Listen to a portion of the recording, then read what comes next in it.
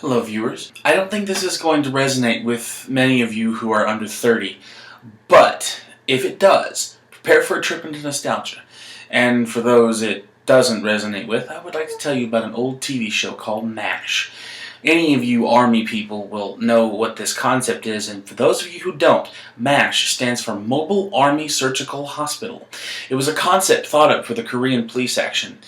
Several drafty doctors, nurses, and along with other drafty citizens, all played their parts in a hospital setting, not too far from the front lines. Wounded soldiers and locals could be brought in to receive medical care, all on Uncle Sam's dime. And if the fighting got too heavy, all they'd have to do is pack up the prefabricated buildings and leave.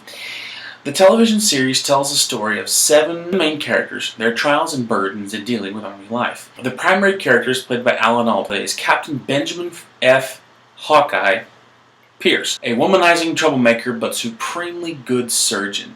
He always has a stupid or silly remark under his tongue, and if it's not that, it's a swig of his homemade gin or a nurse. For the better part of the series, he is co-starred by 2 men, Major Charles E. Winchester III, played by David Ogden Stiers, and Captain B.J. Honeycutt, played by Mike Farrell, who follow Hawkeye into most of the trouble he gets himself into, and or whatever scheme he cooks up. Major Winchester remains above it all more often than not, with a haughty attitude and a large superiority complex. Occasionally he will succumb to the two pranksters' practical jokes, even to setting some himself. The other character in this little band of misfits are the company clerks, Corporals Radar O'Reilly and Klinger, played by Gary Berghoff and Jamie Farr, respectively. They often assist the doctors in their plots to make life in the Army slightly more bearable. Usually noted, protested, and reported by the illustrious and very beautiful Major Margaret Houlihan, played by Loretta Swit,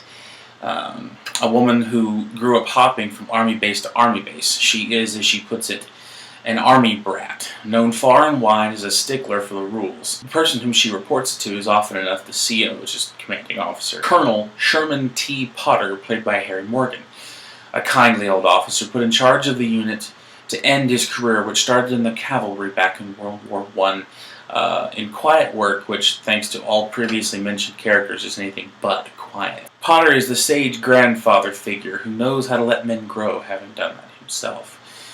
The final regular character is Father John Francis P. Mulcahy, played by William Christopher.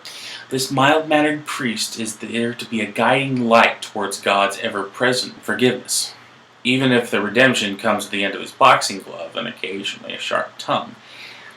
This is a wonderful little TV series, and one of the longest running, I might add. Well worth your time if you enjoy laughter, alcoholism, and medical drama. With a delightful cast of guest stars from John Ritter to Leslie Nielsen, this series will provide entertainment for the whole